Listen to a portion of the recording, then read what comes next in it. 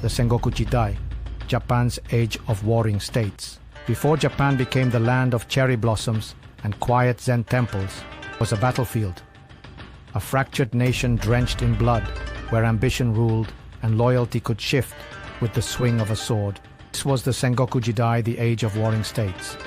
A brutal, chaotic century where samurai clashed, clans rose and fell, and cunning warlords gambled everything for a shot at ultimate power. This is the untold story of revolution, betrayal, and the forging of a new Japan from fire, steel, and strategy. The crumbling order. To understand how chaos consumed Japan, we must go back to the 15th century, the Muromachi period. At its center stood the Ashikaga Shogunate, a warrior government that once claimed to rule all Japan. But their control was fragile. Behind the polished halls of Kyoto, rival clans plotted. Provinces operated like independent kingdoms. The emperor held little real power, and the Ashikaga shoguns were seen as weak, unable to stop the growing disorder. Rise of the daimyo. With Kyoto in ruins, and the Ashikaga shoguns little more than figureheads, power returned to the provinces. Local warlords, daimyo, began carving out their own territories. Their loyalty was to themselves, not the shogun. What followed was a power vacuum, and 100 wars to fill it.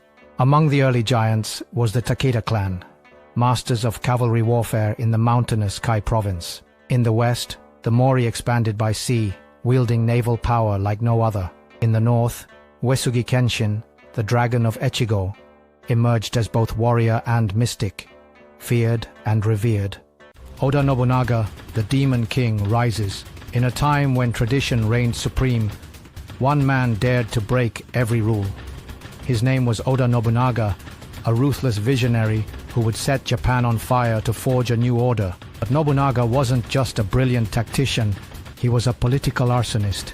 He dismantled old traditions, abolished toll roads, welcomed European guns and Christian missionaries, and even burned Buddhist monasteries that defied him.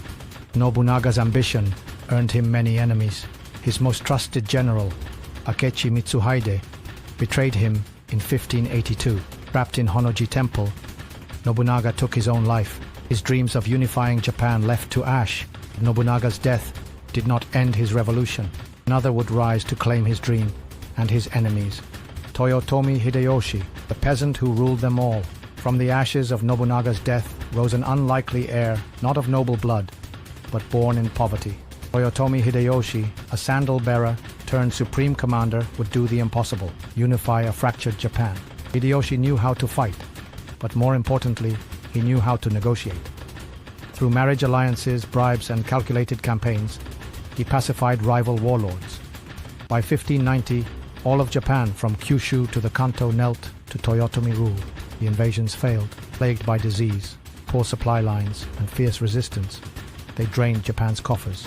In 1598, Hideyoshi died, his dreams of empire crumbling, leaving behind a fragile peace and a 5-year-old heir. With the unifier gone and a child too young to rule, the storm returned, and in that gathering darkness, a final warlord waited to seize destiny. Tokugawa Ieyasu, the final warlord. As Toyotomi Hideyoshi's ashes cooled, power fractured once again.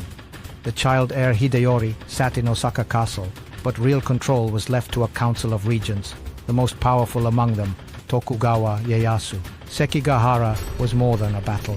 It was Japan's fate in the balance. Betrayal turned the tide. Key Western commanders defected mid-battle. Ieyasu's army swept the field. The Tokugawa era and the closing of Japan.